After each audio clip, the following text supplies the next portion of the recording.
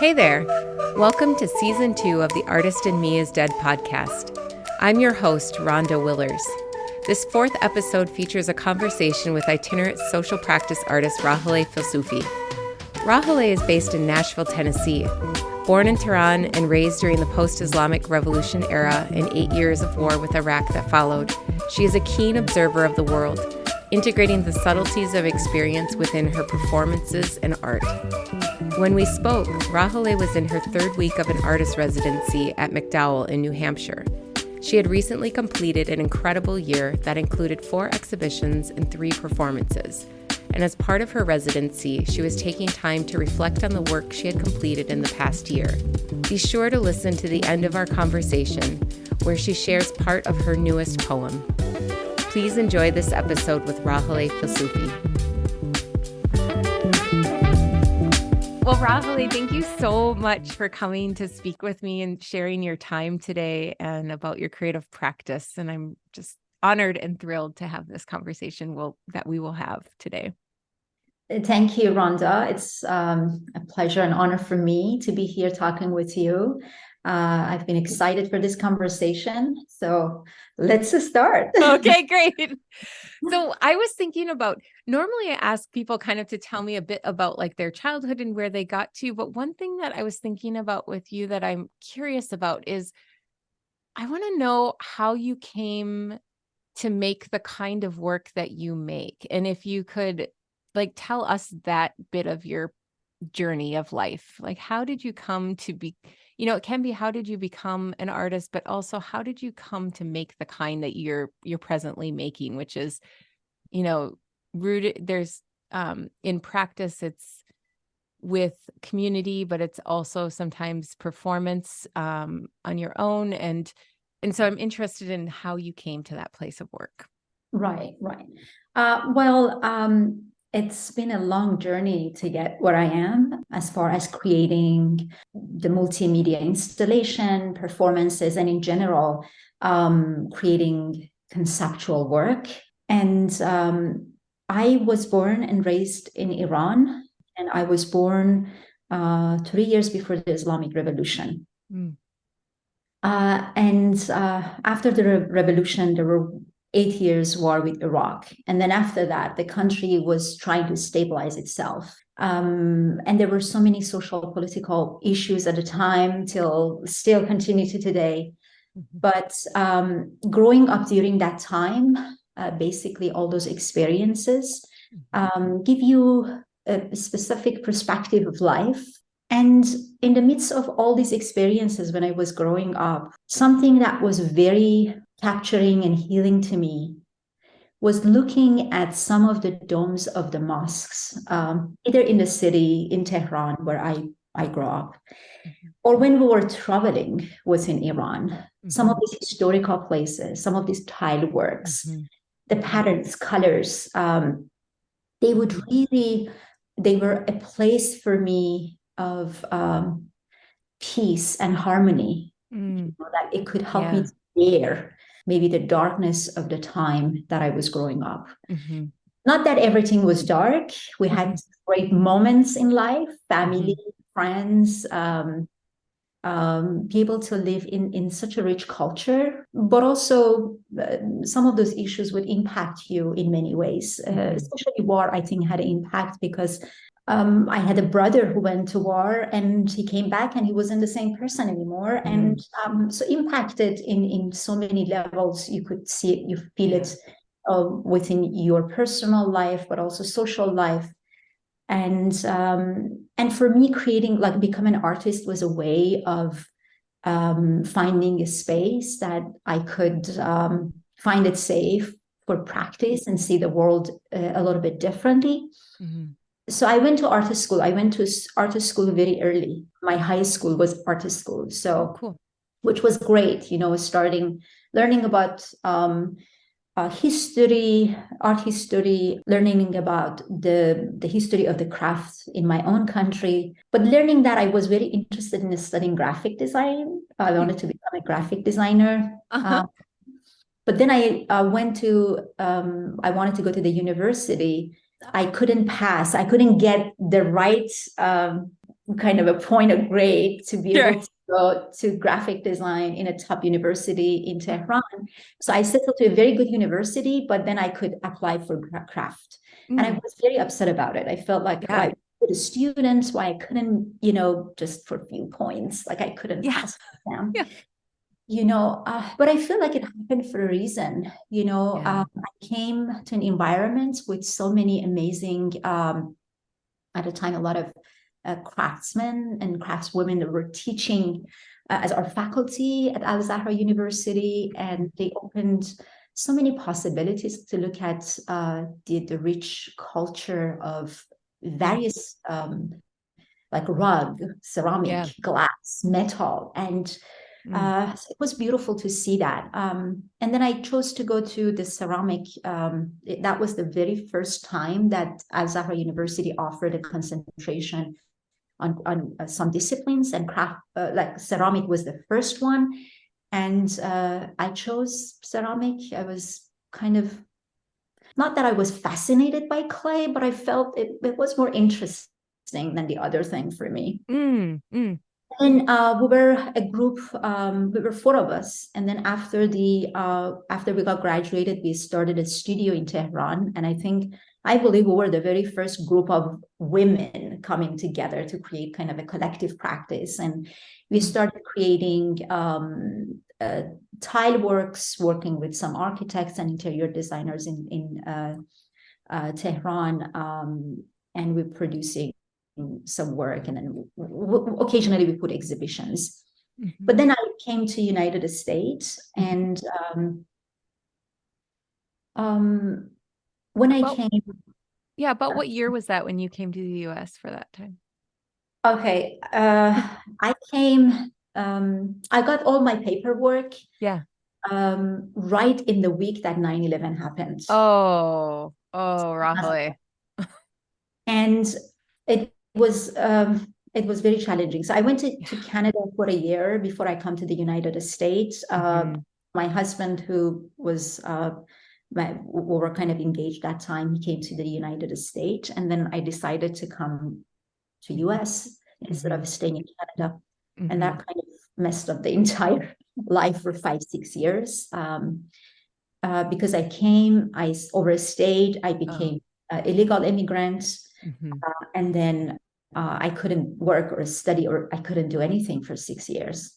And during that time, I became member of Ceramic League of Miami, which a very established organization in South Florida, home for many, many artists for over 60 years.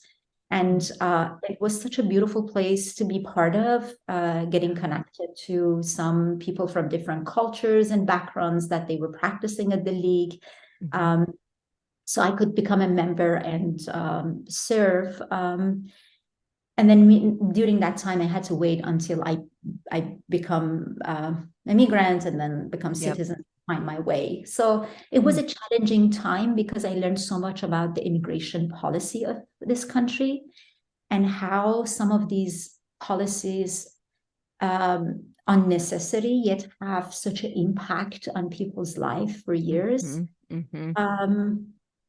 So after I got my paperwork and I had permission to work, I started working because I had to pay for all those lawyers and depth, so I couldn't really make the decision what I want to do with my work and life. I started working as a commercial artist, I produced work, working still with interior designers. I was making tile works. And around 2009, the Green Movement in Iran happened. And that really hit me because I felt like, wow, I am away from home. I'm not participating in any changes in my country. And here in the United States, I'm also doing the work that I'm not sure even if it's going to have impact, So I started questioning my role as a woman, as an Iranian woman, and as an immigrant, and looking at my history of where I was born, how I lived, how I moved from one country to another country, settle in the United States. And my ultimate goal was to go to the university, continue my education. But that opportunity couldn't happen because of my life. Your status, yeah. Status, exactly. Yeah. I was actually doing really well. I was teaching in South Florida in different locations. I was making large scale commission work. Mm-hmm. And then I tried to just close everything, just go back to the university. I applied for to get my master at Florida Atlantic University. And I went to school to start from zero. And academic life was very, very challenging. First, it was the language. Right. Academic language was so unknown to me. And then I need to learn. I felt like I knew a lot, right? The life experience, like studying in the university. But I felt, no, it's just, there is more into this practice. Contemporary world is changing, moving forward. And where I'm standing in this kind of progress and movement. So the first year I had so much, it was such a tough year for me, the first year at grad program. Yeah. And I would always say that I felt like, oh, wow, I survived the revolution, the war, the immigration. I can't survive this first year of the program. So it's, but I feel I really needed that because it gives me so much perspective of, okay, what do you want from your work? So that helped me to throw everything out. And I also felt clay is not my medium. I felt like, you see, it's clay fault. It's not giving me a place to work with. It's not giving me, so many possibilities of working with it. So I talked to my mentors and faculty, and I told them I don't want to work with clay. I mean, I need a break. And they told me, what do you want to do? And I said, I want to do printmaking. I want to do photography. They said, okay, just take a semester off from clay, and that's what you do. So for a year, I worked with paper and fabric, and I took pictures. I did photography, and I tried to do some mixed media project.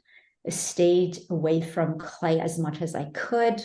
And after a year, I felt, oh my God, I feel like this is still not my medium. Not my medium. Yeah. One thing that I missed with clay was the weight of clay. Paper and fabric to me were so fragile. Yeah. Felt like I always thought clay is fragile. You breathe and there is a fold and you have to and then it ruins it because it distracts. Yeah. Exactly. And I felt like how uncomfortable I am working with paper. When with clay, it's mindful. You're aware of the weight. You squeeze it. You have control, right? It's respond to your body movement. That respond may be actually beautiful. So it's just I try to think about material and the flexibility of it and its relation to my own body, the weight of it, the feeling of it. And I said, oh, I think I really miss clay. So when I went back to clay, I think I went back with a fresh eye. And what happened, one of my mentor, Dr. Brian MacDowell, who was an amazing mentor during those years, told me that maybe you should kind of go for a journey, go back to Iran, just go back, see those places, go see those tile work one more time. And then I always had discussion with him about the Iranian women in small villages in Iran that working with clay. And I was always telling him that I never actually met these women, but I used the vessels because my parents are from north of Iran and there are so many villages there that women working with clay. And I said, I always saw these products of these women. Anytime we would go to north of Iran to visit family, that's what we were served, like, their dishes and, but I've never met these women because my visit always was short, on holidays or weekend or summertime. So he told me, just go and look for these women, just go and do research. So I went back to Iran in 2012 in summer, and I went for 2, 3 months, starting my journey from Tehran to north and north um, west of Iran, where I knew these women are working and practicing. Mhm. And I started recording and documenting the lives of these women, getting to know them. And I met 3 women that they're working with clay, having such an impact on their community, providing job, Yeah. educating the next generation of women. And it was so fascinating to me. I felt like, wow, something that I was looking at the university to give me. These women in this space are giving to me with Yeah. the way that they're working with clay, how Mm. close they are with the material, how Mhm. effortless, it seems their work, why there is so much labor involved, right?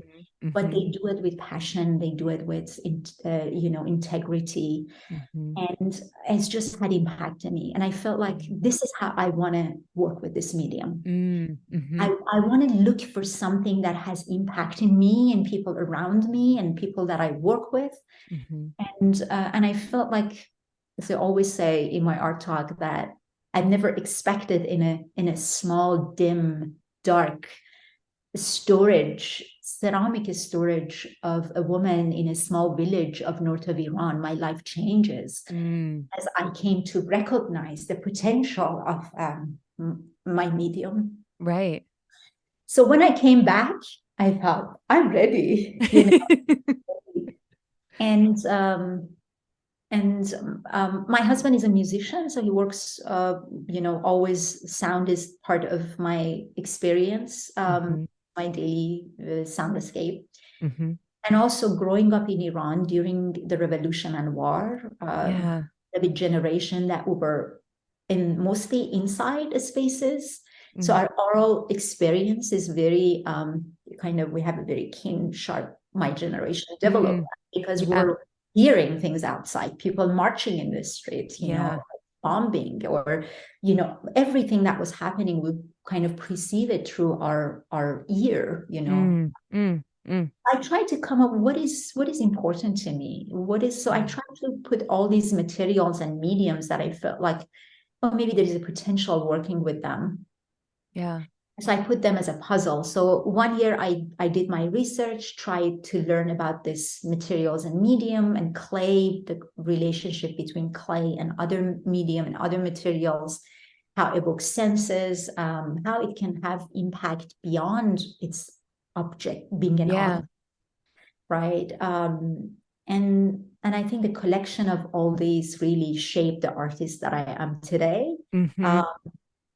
And I gave you such a long answer, but I felt like I had to tell you step by step because I feel like I was raised on this experience, right? Moving forward and make the decision that based on my experience and based on seeing how other people working with it, and then navigating between various cultures, various type of way of working with clay, really changed the way that I'm working with my material, my medium today. Yeah, a few things struck me as you were talking. I was like taking notes feverishly, like writing things down because I'm like, oh my goodness, okay.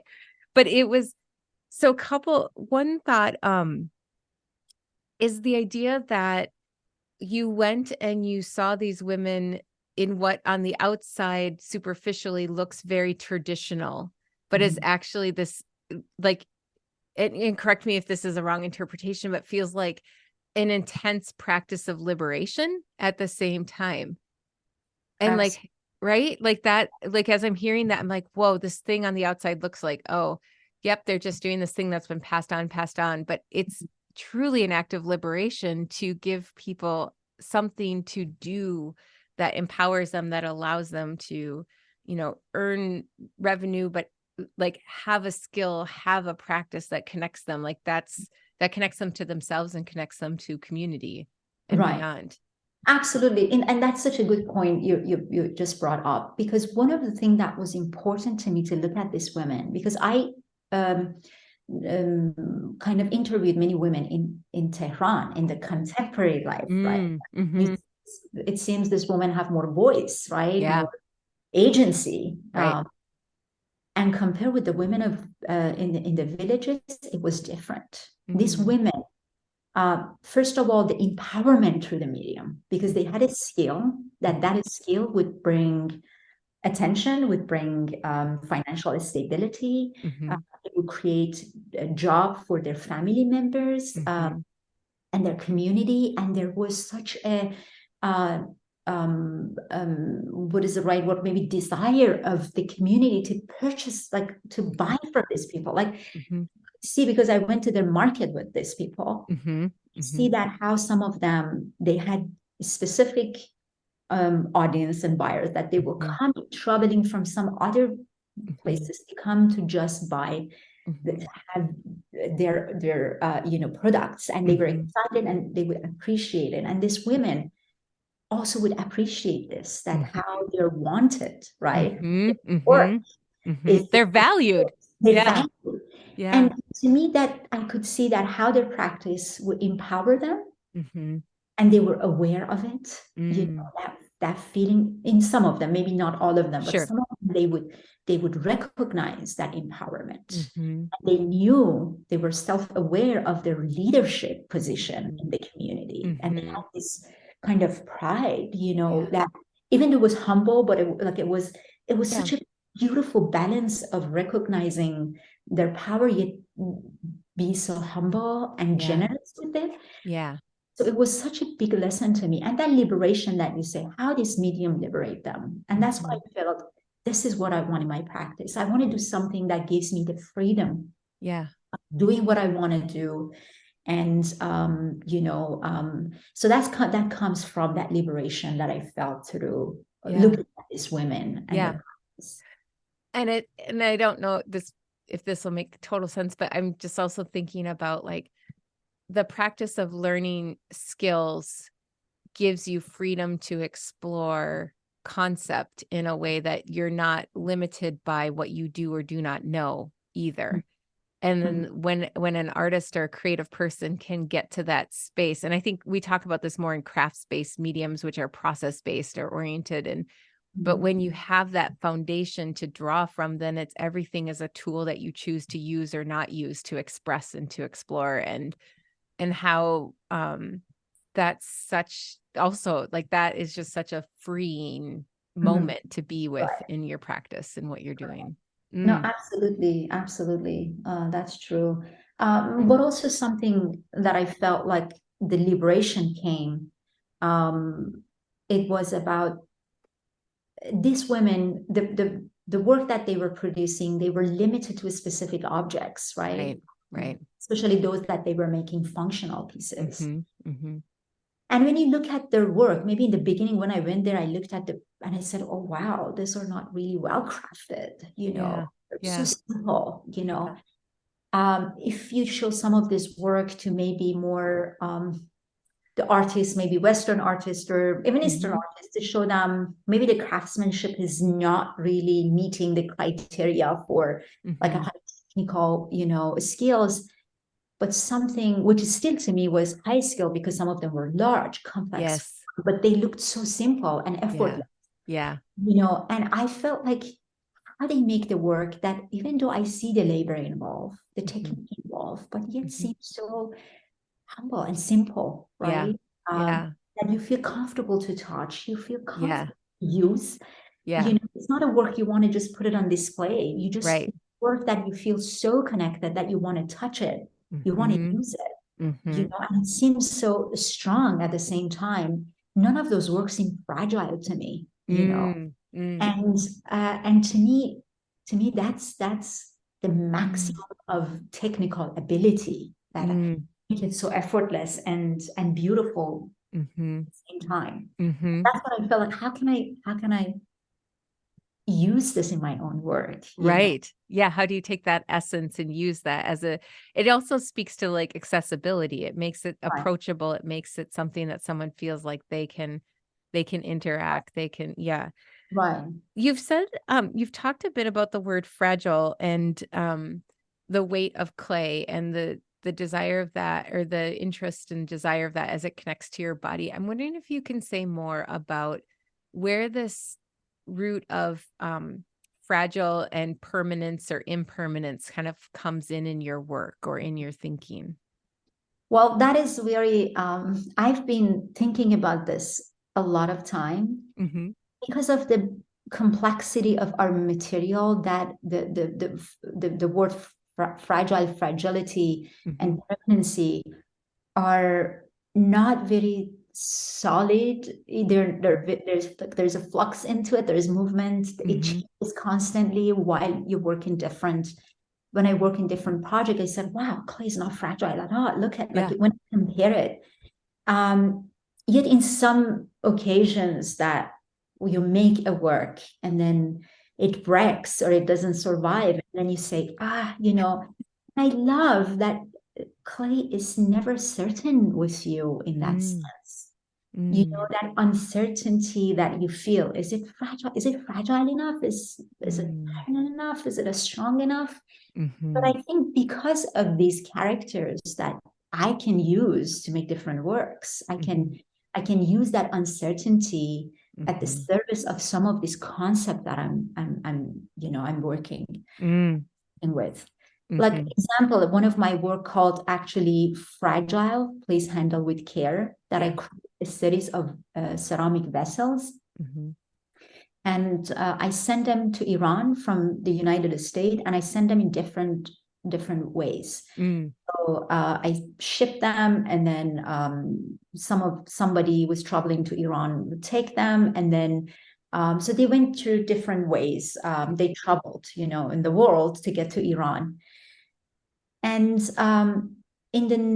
there was an exhibition. So in the night of opening, all these packages arrived, and then they started opening, and some of these vessels survived. Some of them, they broke. Some of them never arrived. And that was when I could use the term fragile or fragility that associated with our medium as a way of kind of using as a metaphor to our human body, that we leave our home, we go to this journey, we have a destination, we may arrive safe, we may never arrive, or we arrive in like broken because of the experience that we had. And I felt that word, it was just worked really well with that concept, But yet I'm creating work now that kind of collecting my clay from different locations as I move and travel within the United States, and the permanency that how this clay remains, even though if it breaks, it still is permanent. So honestly, every work that I'm making, I'm playing with this, and I came to this conclusion that this is the magic of clay, that just surprises you with many stages and in many ways, and it tells you I'm fragile yet I'm very strong, right? Forever. So I'm fascinated by this, and then once in a while it comes to my work as a concept or as an observation or as kind of me thinking about it deep. So I don't know if I answered your question. Oh, no, that's beautiful. It's perfect. It makes me think too about how what you just said, like it lasts forever. And what I think about like kind of humans as a society sometimes is there is a desire to last forever, but it's to last forever as you are in that moment that you have that thought. But that lasting forever in the way you're describing with the clay and thinking about that is that it lasts forever, but in different forms. It's not in the form that you think it's going to be there forever. And like, how do we have flexibility in our own thinking to think about what it means to be somewhere beyond where we are in the present? And like, it can't be just as you are. It has to be something that is transformed and responsive to whatever the environment around it is. Right. Absolutely. Beautiful. You said it beautifully. Yes. Exactly. So one other thing you talked about, and it was related to growing up during a time of war, And I've talked with other artists about this too, who have lived in war areas where it's active. And you said, I thought this was really interesting, but you talked about perceiving, and maybe this is like my summary of it, but perceiving life through the ear and through hearing. And I wonder if you can tell us a little more about your awareness of that and how it still happens today. You talked about the impact of sound in your husband as a musician, but when you were just describing growing up in Tehran in the war, and that it was out, you heard the sounds outside of your space, and it's like you tune in and you learn the soundscape of where you are. And so like certain sounds meant people were marching, certain sounds maybe meant that there was active war. Can you just tell us a little more about that particular experience and like how today the perception of life through sound plays into your work? Sure. Well, as I said, maybe living with a musician make you be aware of the sound around you. So I became very receptive. I'm also very good at like not hearing. So I could develop a way to like a practice that I can sit and write in crowd and just not to hear sound. But this self-awareness with kind of be aware of this of the sound, I became fascinated by this, you know. One of the things that was interesting to me that how sound travels to you. You know, when you look at something, you move toward them, right? Your eyes wants to go close. Sound wants to get close to your ear. So kind of, I love that relationship between image and the sound. I'm trying to answer your question, but I'm like, oh, you can answer this is wonderful how you're answering it. Yeah. So I was interested in this, how my body changed. I think about my body so much, and my body is actually I've become the center of most of part of my practice. And ear, my listening was just became so important to me, you know. Some of this sound, you know, and you also remember some of these sounds, right? The sound of like the war, revolution, the sound of my childhood, basically something that I remember. And once in a while, I started collecting that for one of my project. So I started collecting this sound and reviewing, and I'm like, wow, such an impact the sound can have. Like you feel you've moved on, like you feel like, oh, I'm in a new place, new experience. And then you listen to them and they evoke this emotion. And it was so interesting. When I started first collecting those sounds of my childhood from different resources, from YouTube, people to send me like recording of whatever they had before. When I started listening to my husband's music after collecting those sounds, then I had a little bit problem listening to his music because it would evoke, it became familiar. Oh, it connected. It connected. And so once I told him, anytime you play, when we started living together in the United States, it was nice. I love him playing. It was nostalgic, beautiful, you know, it was the sound of love, right? Yeah. But after the collection of those sounds and remembering those sounds, I felt like listening to that is evoking all those emotions, and it brings all those memories, and it's just so heavy on me, right? Yeah. Yeah. So what I did, I started listening and listening and listening, not to become to lose the sensitivity to them, but become aware of them, understand, to process them, you know, to come to the peace with them. Yes, to learn to live in your body with them. Exactly. So it became better because I really wanted to continue enjoy my husband's music. I didn't want to get emotional. You know, and I felt like, what is happening to me? And he was getting a little bit like, can I play? Do you want me to play? I don't have to play. And I'm like, no. Yeah. The power of the sound and their impact in your body, in your mind, you know, as it was just fascinating to me, and I tried to kind of hold on to it, as part of my healing process, but also me as a human, you know, that wants to remember the past, wants to still have it as part of my my human experience, right? Mm. So, and I want to add that how beautiful I found this relationship of the sound being ephemeral. Mm-hmm. Recording, we make it permanent. Mm-hmm. Oh, that's kind of like, it's like this clay. And it's still like this weird, like intangible thing, but it also has tangibility. Like it's a wonderful, weird thing like that. Yeah.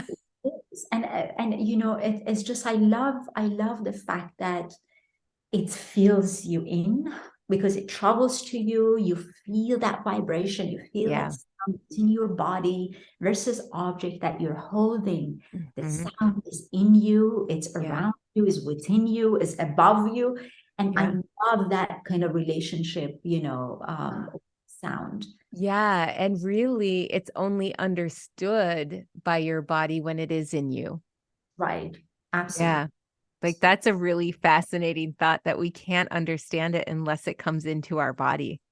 True. You fully experience it. You get immersed by it, you know. And as much as I found similarities, but also the differences between sound and clay, you know, the sound, it's somehow ephemeral. It's still, when you record it, you can make it permanent, but it's still, it's in its essence of it, it's ephemeral. It can be remembered, not quite. You might remember it the way that it was. And I love this kind of part of the sound, this ephemerality. And then clay, in its essence, is still, you know, very solid, and you know, it's last forever. So what means to bring them together? You know, what kind of layers of meaning and perception I can bring through my work by bringing these two medium together, right? How can I hold them? How can I juxtapose them together? And that's been such a fascinating journey to work with this too. And at some point, I thought I'm going to get tired of it, and it's not, because I feel like I still so much to learn. I still so much to experience working with both individually or together. And that's what I felt like. Oh my God, I'm actually feel like I'm in such a fascinating time of my practice. I worked with both. I learned so much from them, yet I feel like there's so much. And I think that's a good place to be. Yeah. I wish it for everyone to be in a position that have enough experience to recognize the potential of the medium they're working with, getting to know that they haven't done enough, they haven't experienced enough, and they have this long journey to go through. Yeah. Which I have a couple of thoughts, and maybe you decide which one you feel like you want to take on or move in this way. But one I was thinking is, I'm wondering how you know to follow an idea that you have. And then also, or if you want to talk about more about like the process of how you prepare yourself for different projects and performances, because performance is part of your work. And so I'm wondering if you want to talk about both of those things, or if one sounds more appealing to talk about first. Right. Well, the performances, I never thought I'm going to do a performance work. Like, I felt like that's never a discipline for me. And I felt I have so many other things in my hand that I can use. Performance was never part of that. It was never in my radar. I also never thought I'm comfortable to do that in front of the audience, right? Somehow it seemed finding its way to my practice. It felt like I have to do it. Like it seems like a way that now I'm taking it very serious.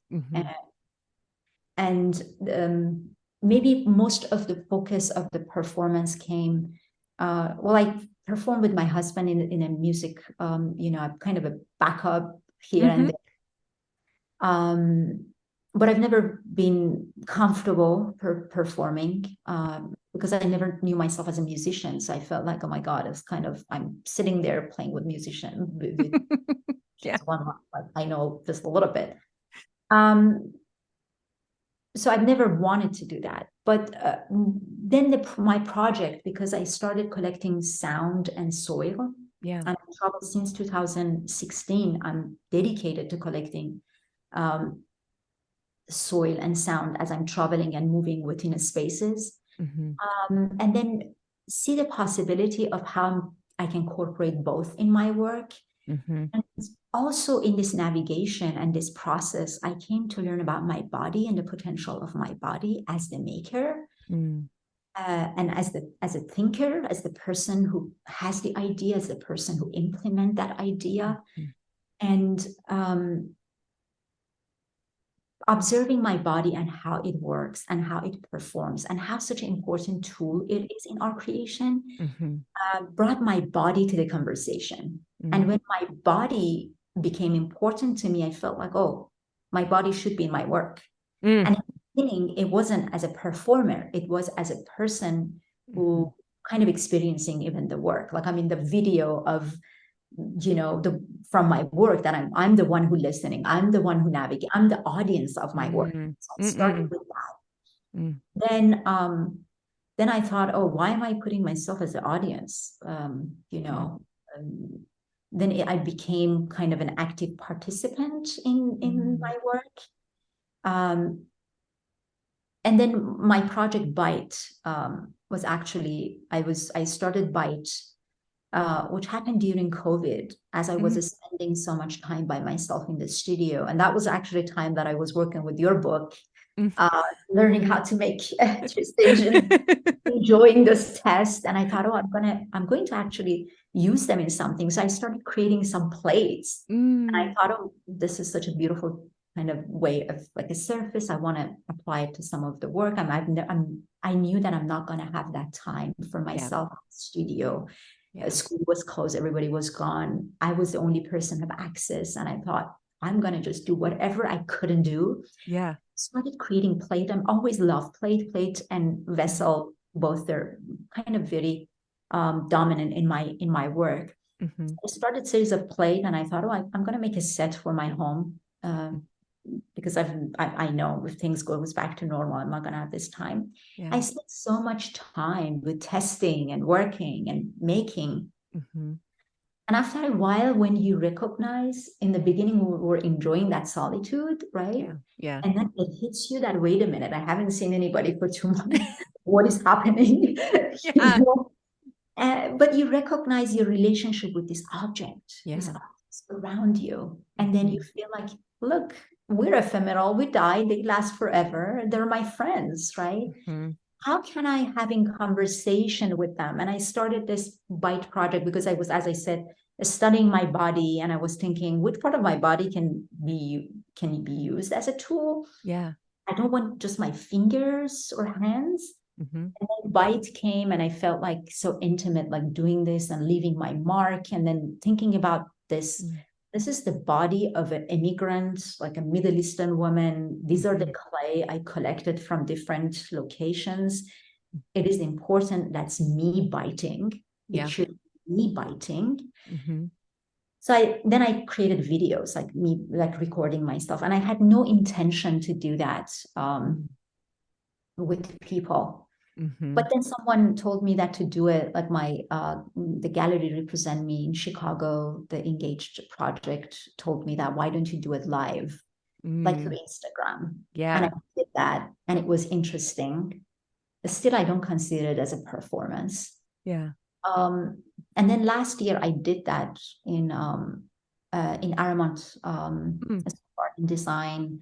I was supposed to do it for another location, Saturn exposure exhibition between lands in San Francisco. So I couldn't travel. So they told me that do the Bite, because my plates were there, my video was there, and the curator Raheleh asked me to, can you do this through like virtual? And that's between land. You're somewhere else doing the performance, and we show your video here. And I did it through this virtual, while everyone at the Aramont School of Art and Design, all the residents came and they participated in that performance. And it was such a moving and touching things to do it with the audience. It was a totally different experience. totally different experience as far as, you're being watched from somewhere else. Yeah. You're digital space, right? To this virtual space. Yet there is audience, and it was emotional for me, and I felt it was emotional for some people that they were sitting there. And me being so mindful about it was a different experience when I did it by myself, and then when I did it with other people.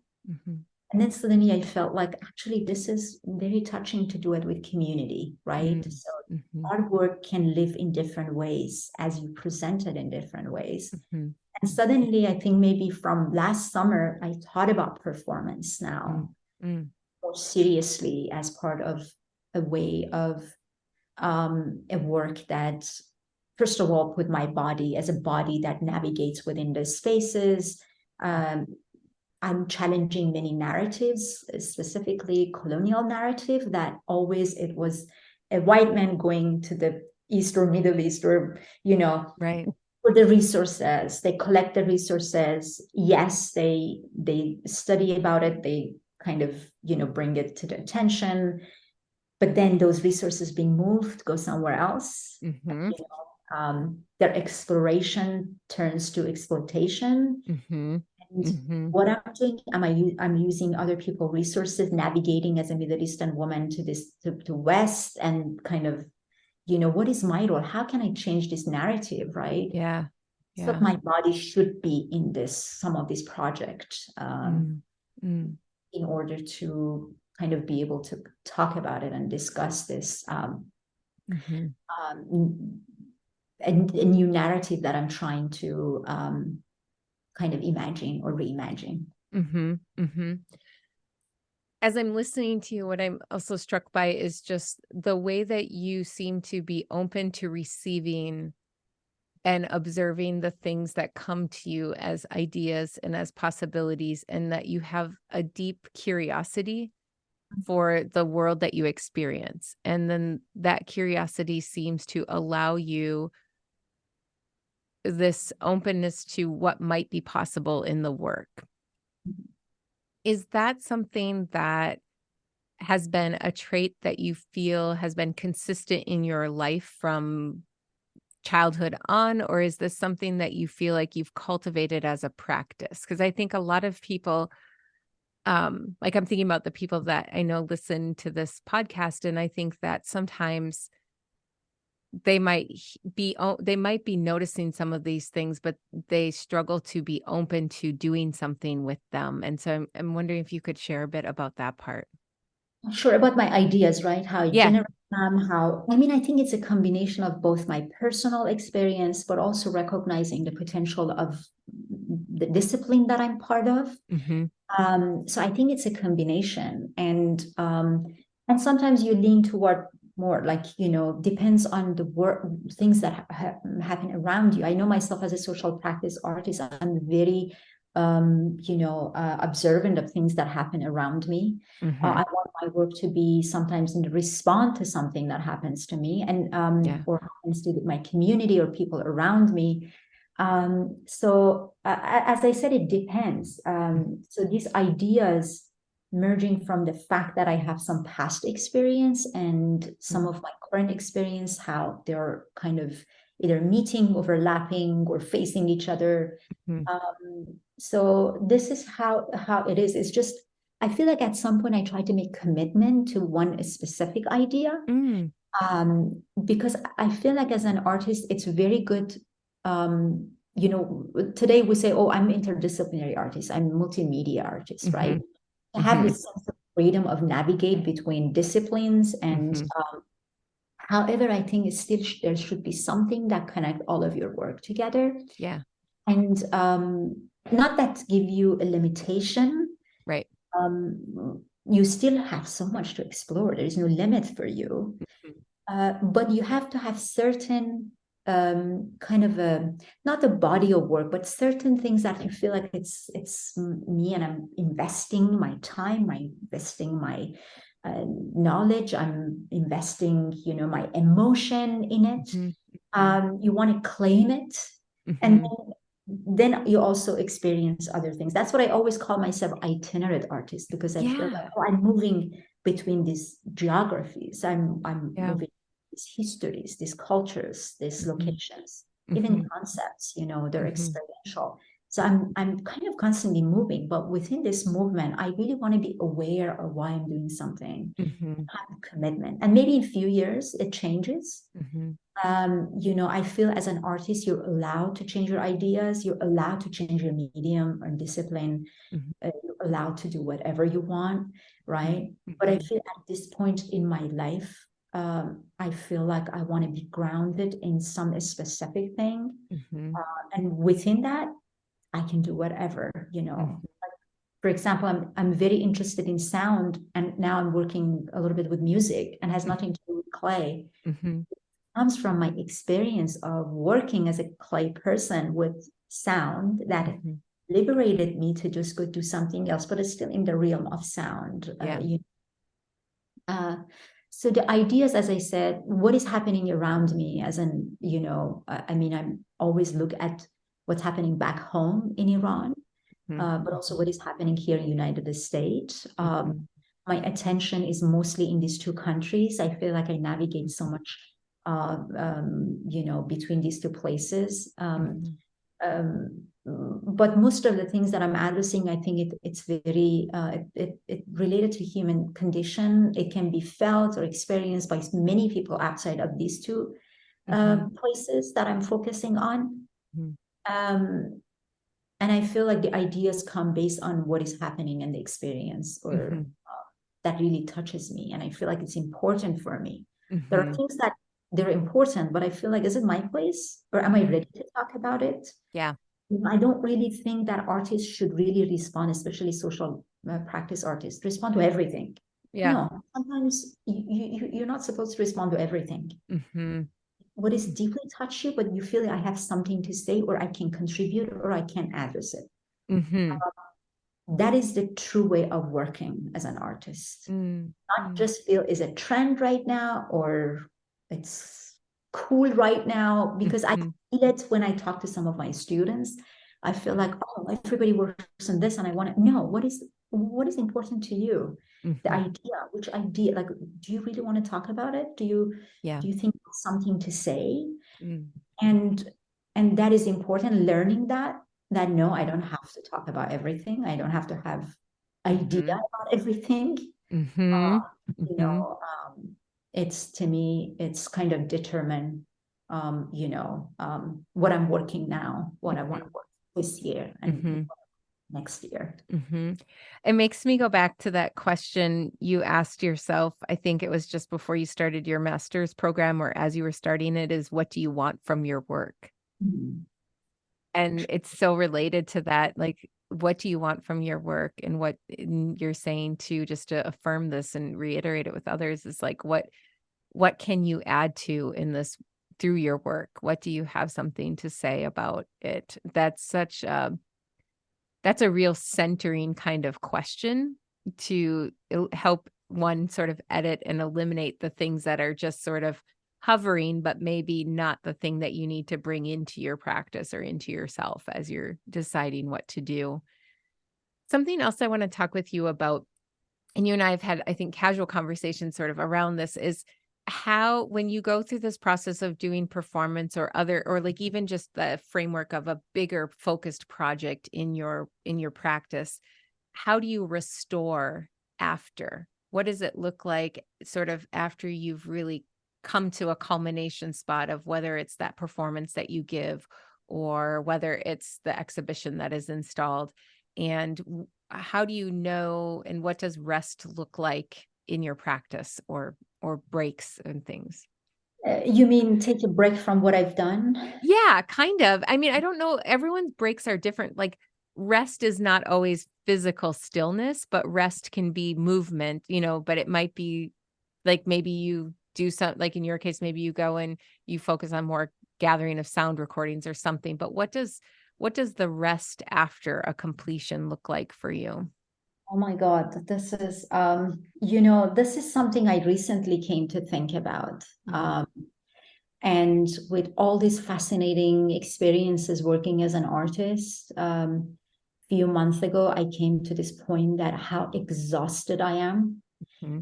This exhaustion take me out of clarity. I can't see, I can't hear, I can't function. And that's what we're talking about, the title of your podcast. Mm-hmm.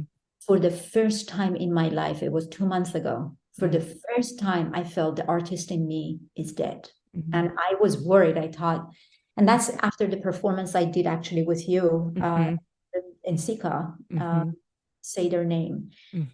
And it wasn't just only for that performance, but the performance was a wake-up call for me that how my body is tired, because I've been moving, collecting, making. Our work is labor intensive, and the work that I do, I know so many other ceramic artists can relate to that, how heavy this is, as my body is it's aging body too. Yes. And almost like I'm a middle-aged woman, and my body is going to transition, and I never treated as a body. I always looked at it as, embrace it as an active, I can think, I can make, all those limits that I felt as a woman, I don't feel it. Yeah.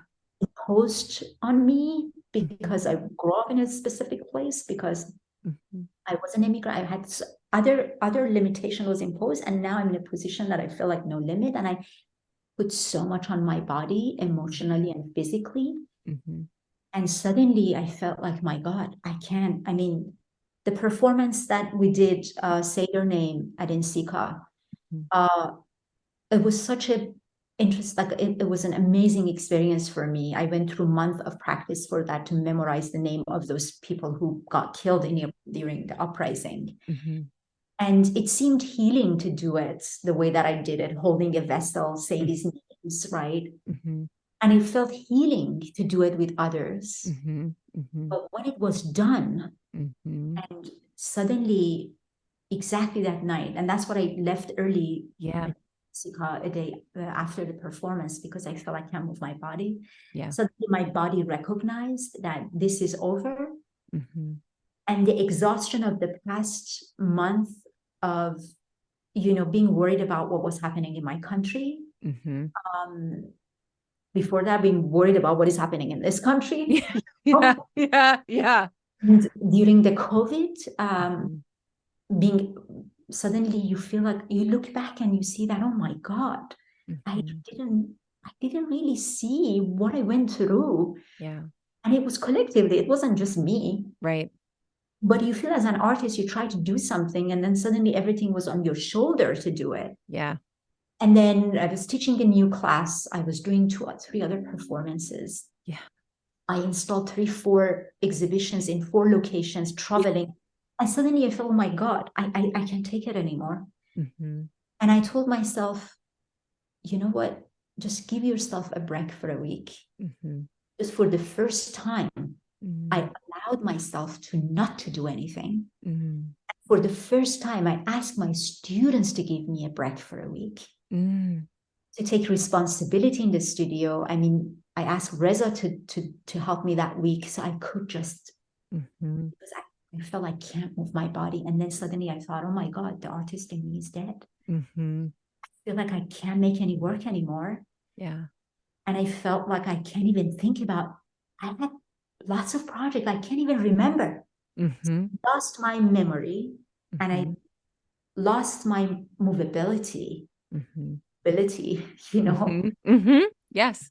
And I told myself, you gave yourself a break and see what happened to you. So 1 week of not doing the work that you do, I felt it unhealthy. I felt like, no. And I think that was, I've been active the past few years, because anytime I felt I stopped, crazy ideas come. Like I felt like I'm bored. I feel, and that's what I love to work. And in the middle of a project, I jump to the other project because I feel, oh, this is going to be done. And then I have nothing else to do. Forget about it.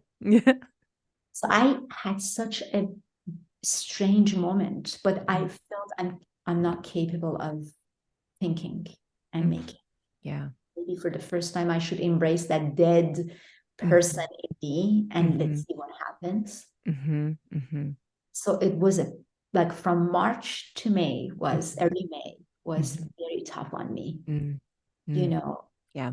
But then I felt like, you know, how about not looking at what you want to do and what you want to make in the future? So turn back and look what you did. The reflective process, like let yourself be reflective. Exactly. You know, as an artist, we don't give ourselves time to do that. We never stop. And this is part of our research. You're lazy is stopping, right? Yes. But this is part of my research. And I'm now learning this. Believe me, this past 2 months been just so interesting. So I looked and I said, I give myself permission to just go think about the work that I've done the past year, think about them, write about them, talk to others about them, and just study them. Not as the maker of the work, but as a person who's looking at artwork, right? Yes. So I started doing that. And whoever was reaching out for something, and I said, please, I mean, I'm pretty good at responding, and I'm active and passionate and full of energy, but I was just gone. Yeah. Like 2 months of being entirely feel lifeless. So, but as I started evaluating my work and thinking and listening to others, even now talking to you, and you know, it's just wow, this artist not only is not dead, it's very live. Yes.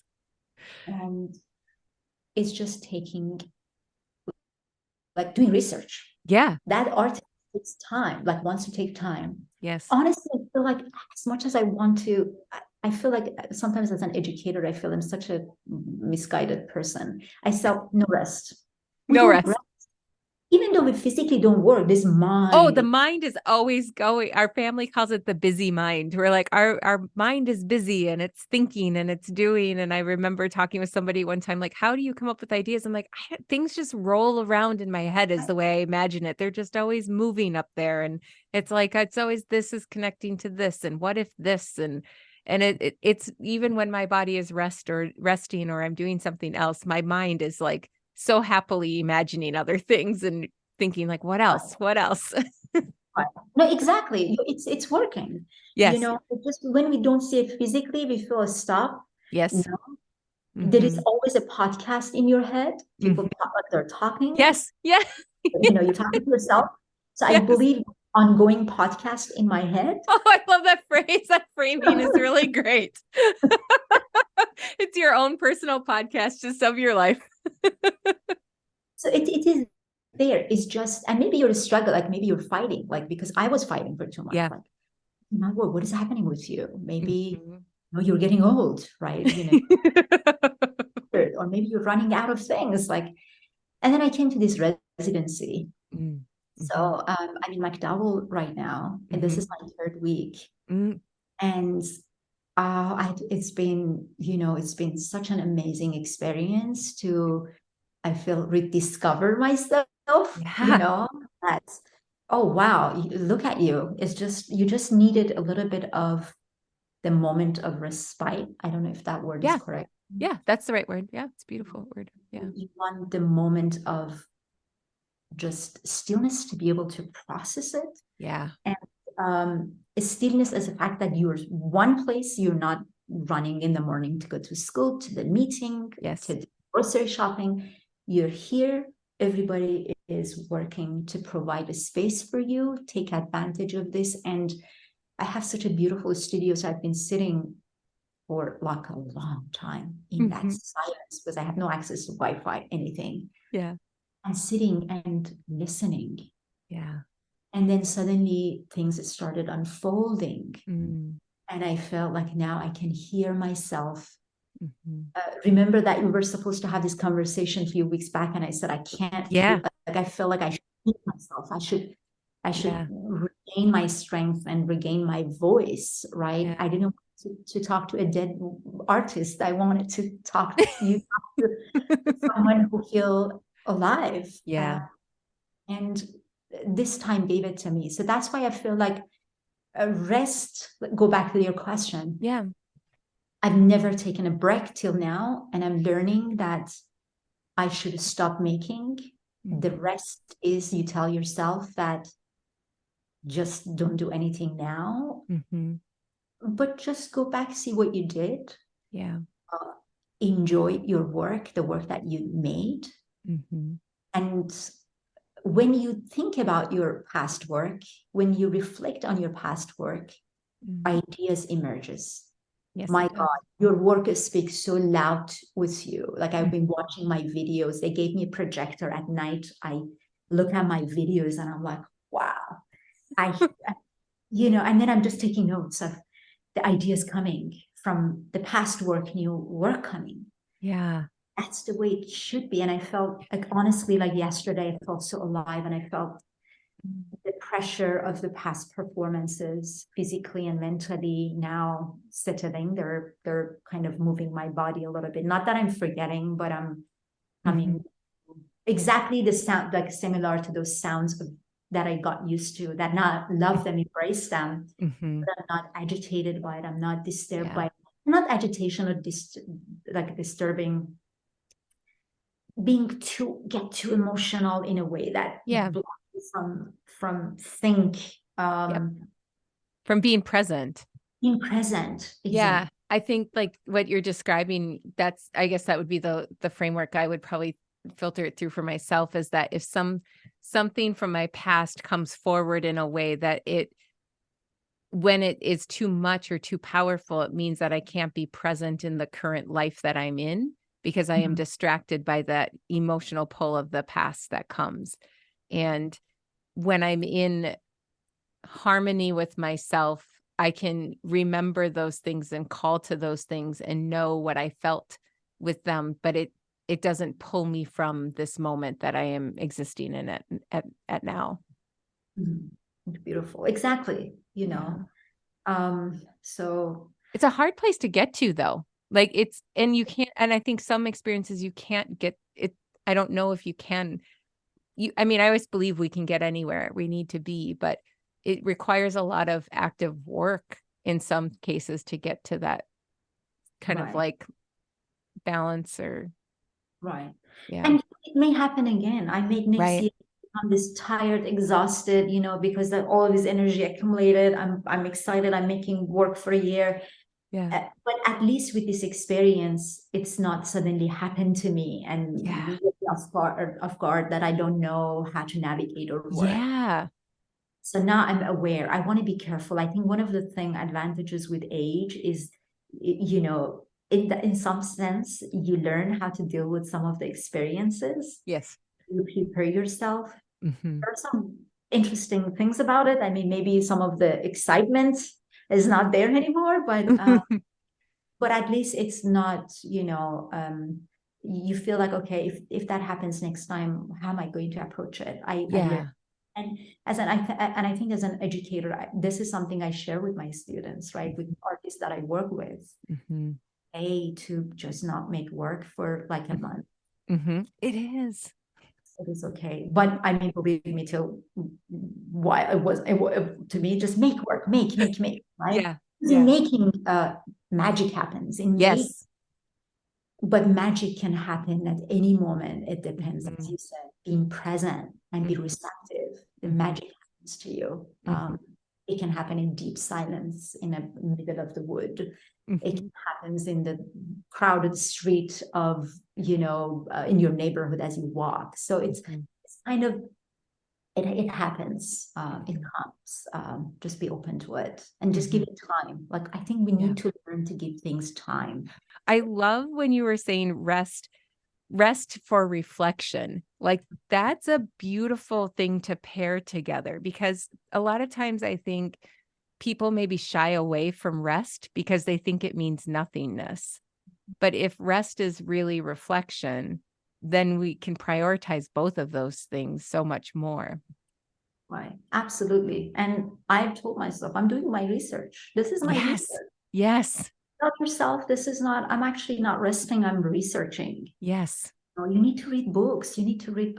I'm just thinking that the past few years, how my time was limited to read books because I was working, teaching, moving between places. Yeah.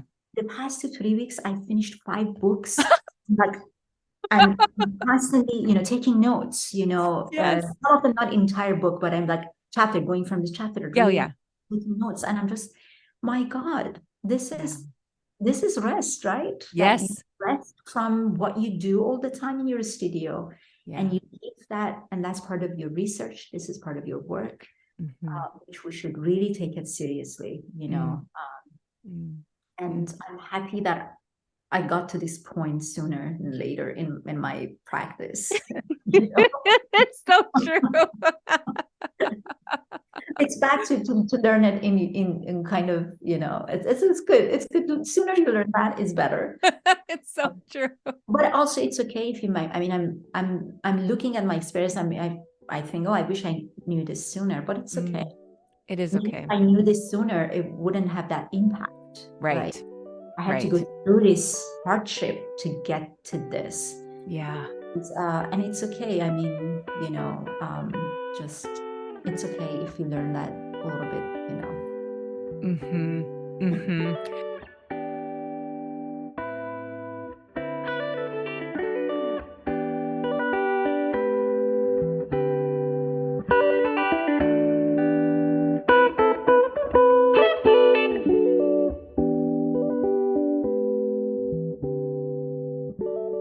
So we're going to move into the studio time wrap up, which is a set of questions that I ask each guest. And you get to, answer them as briefly or as expansively as you want, whatever feels right to you. The first one is finish the sentence. When I don't know what to create or make, I stop, I take a deep breath, then I grab a poetry book. The book is so useful. Do you have specific poetry books that you always pull towards, or is it whatever is close at hand? Yes, no, I have a poetry book by Hafiz, who his practice is kind of a spiritual poet, had impact in many generations after him. So I have him handy all the time. There is one of his book in my studio. There are many of the books are in my house. So basically, wherever you go, there is one Hafiz book present. But I love poetry, so I read different. But I felt there are so many things visual in it that things in you. It helps you with thinking. It does. Do you write poetry too? Yes. And I actually wanted to ask you, maybe I can end this podcast by reading my short poem that I kind of did it here. And I can read it for you. Absolutely. Yeah. That's such an easy yes. Absolutely. Right. The next question is, I asked you to share 5 songs that you could listen to on repeat in your studio or anytime. And so the songs that you shared with me, the first one was by your husband, Raheleh Filsoofi, Whispers of Persia, and then Bamboo Water Fountain as a listening stream, and then Best Oud Instrumentals. And there was a piece by the National Arab Orchestra, and then the musician Erkan Orgur. And what I'm wondering if you could share is how these songs contribute to creative flow, or how they are the soundscape of your life. Absolutely. Well, Reza's music is it's something that I listen when I'm at home. He's practicing next, the room. So I hear him. And it really helped me I learned to focus with it. I learned to enjoy it. I usually ask him not to sing, because then I get it. When there's lyric, I can get distracted when I'm work. If I'm it's a hands-on or something, but if I'm writing or kind of doing sketches, then but one of the things is I'm actually sometimes he performed for me at night, like at home, and I listen and he sings. I enjoy it, and it's kind of helping me to process my day, or create so many pleasant moments for me. I try to not to use to listen to if I work in silence. Mm-hmm. Um, but if I sometimes listen to the music, I don't want it to have so many lyric because lyric can engage my brain. I want to give response. I want to think about those words. Yeah. So mostly instrumental I listen. But some of these they have lyric, and they're some of my favorite one, especially the one called Ahwak, which has so many versions. It's an old song, Arabic song that I listen to, and it's just so uplifting. Even though sometimes they may seem sad for some people listen to, and they tell me that, oh, some of your song you listen, they seem sad, but they're not to me sad. Yeah. They are extremely, first of all, connect me to home. So I feel home with this music. And they have ups and downs, so kind of changes my mood too. Yeah. But the bamboo one is actually, Marissa is going to say, you share that. A very generic, a kind of maybe even produced like with synthetic. Yeah. But I use that for my writing. I want to write. This is my white noise. Yep. So with it, and it's the sound of water. Yes. With it, with one instrument in the background, and it's so low. And sometimes, even I don't even hearing it. Yeah. But it's there, and it keeps me. I write with that so well. Yeah. Because I noticed that even with silent, I may have problem writing. Yep.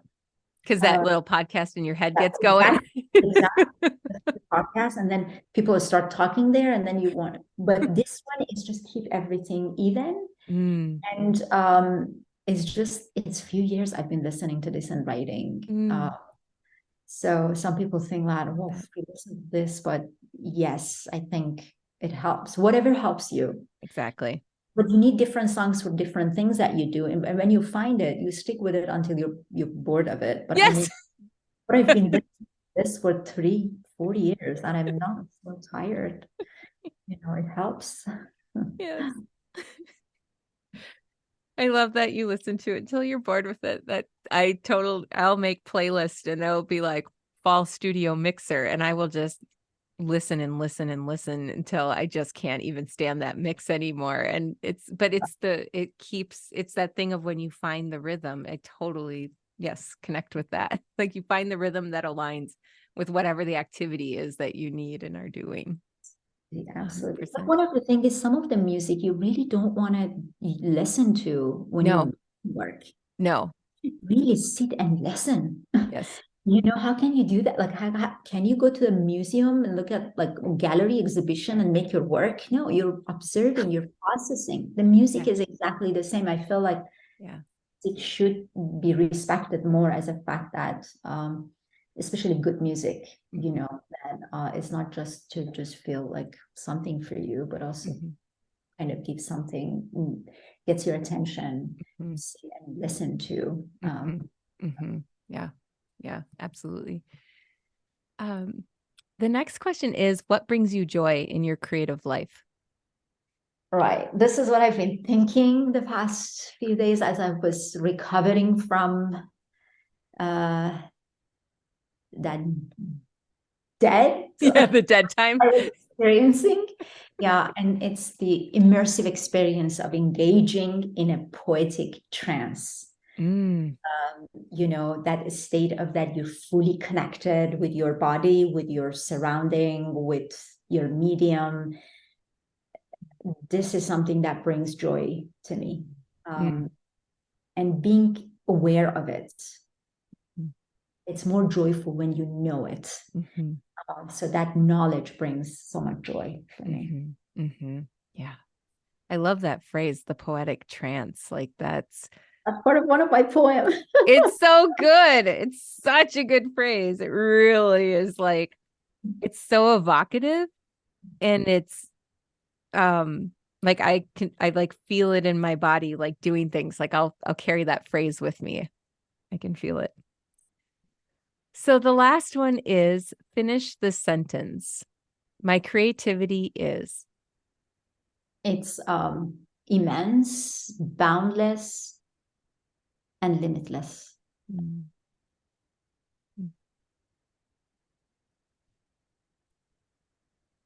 Love that.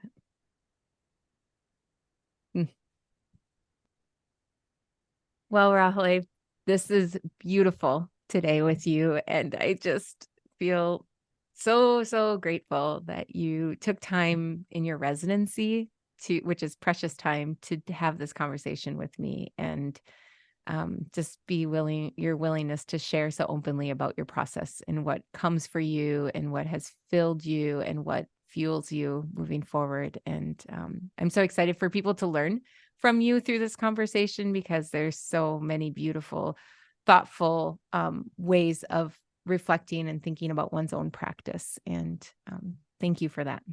Oh, thank you. Thank you so much for having me. Such an honor, pleasure talking to you and be able to speak openly, and tell you about my experience, but also my fear. Mm-hmm. Sometimes we are hesitant to tell what struggle that we have. We keep it to ourselves, but it's good sometimes to share it with people and community that you trust. Mm-hmm. So thank you for listening and having this conversation with me. I'm so grateful to you, who have been such a support in my career, especially the past year. You've been amazing support, and that's what I love about our medium, that brings all of us together and creates such a powerful network that support each other, listen to each other, give a space to each other, which is amazing. So I'm so grateful for this time. And You'll close with your poem. Oh, I can, unless you have no, any. I would be right. Okay. That would be beautiful to end with that. Right. This poem is part of a longer poem that I started working here. And this is also a reflection of my experience as an immigrant, someone who moved between places, someone who works with different kind of this navigation between various spaces. So it's kind of, this part is reflection of what may be discussed during this conversation. So first I was native, then I became a stranger.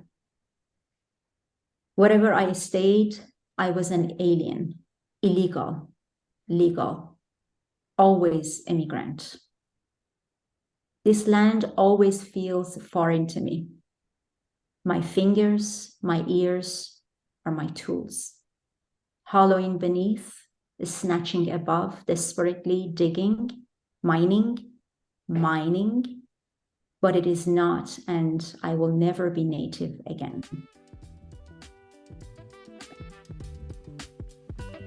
Thank you. Thank you.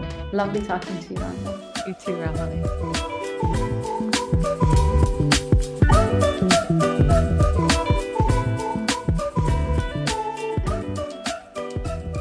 As we begin a new calendar year, let's be inspired by Raheleh and give ourselves permission to look at the work we have done in the past year or so.